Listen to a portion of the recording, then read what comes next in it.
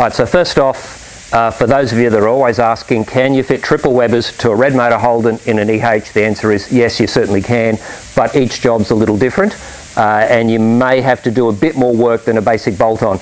In this example, it's actually an EJ, which gave us a couple of more challenges. We've actually measured the engine bay, and it's measured up as being 1 centimetre shorter than any EH we've had yet. Now keep in mind, Holden in those days, the engine bays are not the same. We've seen to date about an inch or an inch and a half variation in engine bay size and the positioning of the engines within the engine bay. It's simply how it was in the day, so get ready for a bit of work. This is the tightest fit we've ever had to do. Engine actually had to be shifted forward about 8 millimetres. Reworked the engine mounts to suit. The manifold still needed to be machined about an extra 5 millimetres across and match ported the carburetor into the manifold. Even with all that, the end fuel fitting wasn't going to fit. It was hitting on the firewall, so we've just engineered our own little fuel fitting off a Solex. It's a nice fit. We've ended up with 4 millimetres clearance at that end, and this is still a factory battery, factory tray, 4 millimetres clearance at that end. So yes folks, it can be done. Nah. Go. And more.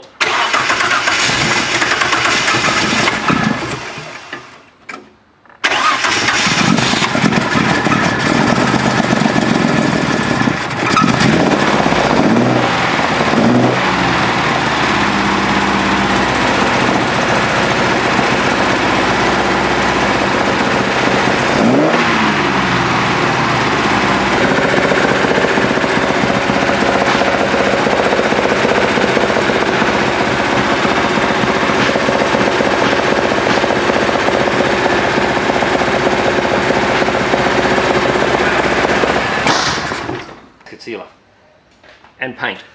And paint, yeah. Yeah, I found a bit of... Yep. Oh, okay, okay, you got one there. All right, I didn't get one there, but... As well with this install, we are going to showcase the new brand of linkages out, ProHex Linkages. Linkages are pretty much a very important decision when you're choosing carburetors, and specifically multiple carburetors. We get a lot of cars in here complaining why their carburetors go out of tune all the time. Technically, carburetors don't go out of tune. There's no one that comes through in the middle of the night and turns all the screws to make your life hard. Basically, carburetors are out of tune because the linkages won't be stable.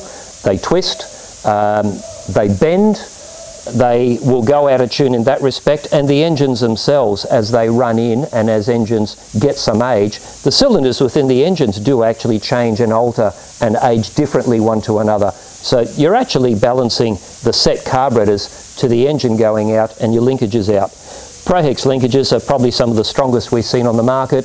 They also look pretty impressive. You can make them up in several configurations. You can buy the pieces separately. We also have pre-set kits for the popular sets of twin carbs, triple carbs and SUs. In this case, the setup is a ProHex 2+1. This is a particular set we've organised for triple carburetors, triple Webers. 2+1 vaguely follows along the lines of the RT chargers, where two carburetors are connected with adjustable rods and one carburetor is floating. This does really simplify the tune job and frankly halves the chance of them ever going out of tune. We'll demonstrate now how to balance carburetors and to tune them. It's not hard.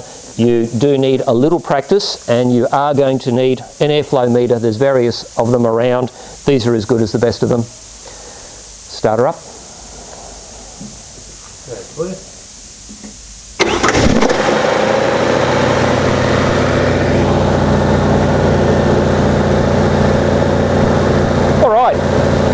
So as we start, they've just been fitted, they're out of balance, they're not in tune. We'll got the motor warmed up and we'll just basically see where we are. We're revving a little bit high. It is a little bit shaky. We'll see where our balance is.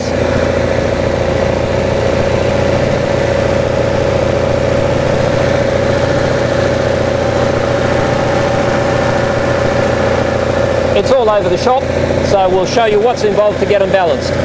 The centre carburetor, which is what the cable is attached to, it remains fixed. You can basically consider this is our set carburetor. We're going to balance the other two to it. The end carburetor is called the floating carburetor, as it doesn't have a linkage connected to it. It simply floats by these levers to this one, so we'll set him first.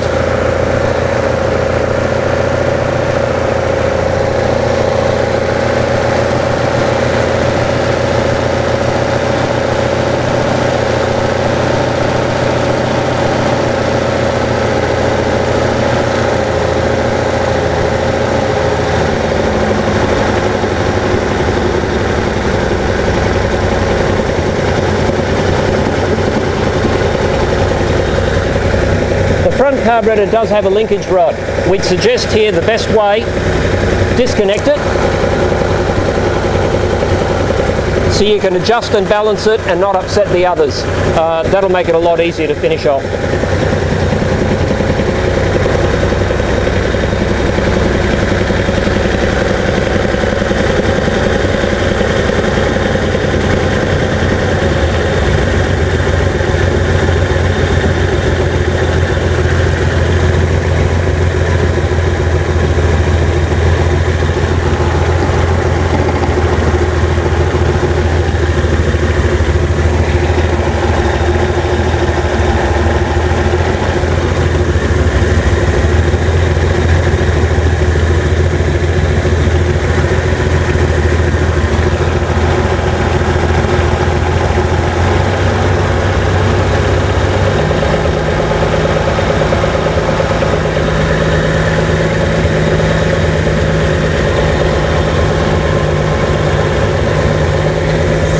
That's it. The carburetors are now balanced. It's smoother. We're at a nice 1,000 revs. We can take that down a little bit easily now, but our carburetors are now balanced and tuned. Balanced. To finish off, the lever we disconnected, undo the lock nuts, and basically set the rod height so that it slips over the ball without altering the revs and without upsetting the linkages. You can now tighten your lock nuts.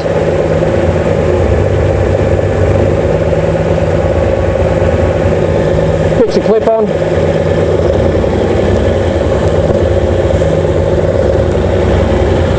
Edit that.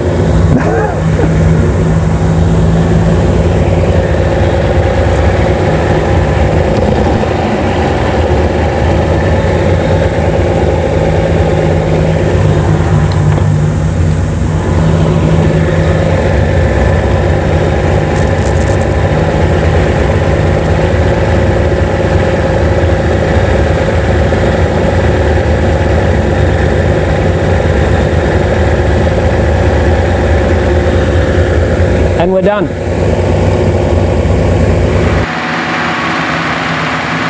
Start off, we're setting all your mixture screws the same distance out. You can do this on the bench before the carburetors are even fitted. We've already set these carburetors 2 turns out. It's as good enough place to start as any. Once the engine's fully warmed up, we're happy with our balance. All we do is screw the mixture screws, all of them the same amount, out or in, and we're simply looking to increase the revs. If the revs are going up, the engine is simply saying, this is correct, I like this, we're in the right direction. If the revs are dropping, it means your mixture is of a poor quality, you're going in the wrong direction. We're now at about 1100 revs. We'll just take them all out a half a turn and see what happens.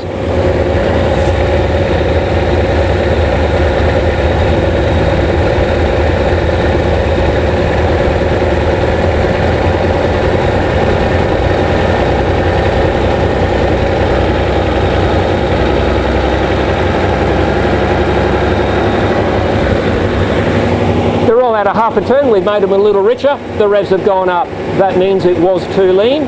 The engine's revving high because it prefers this mixture. We can now turn the idle revs down.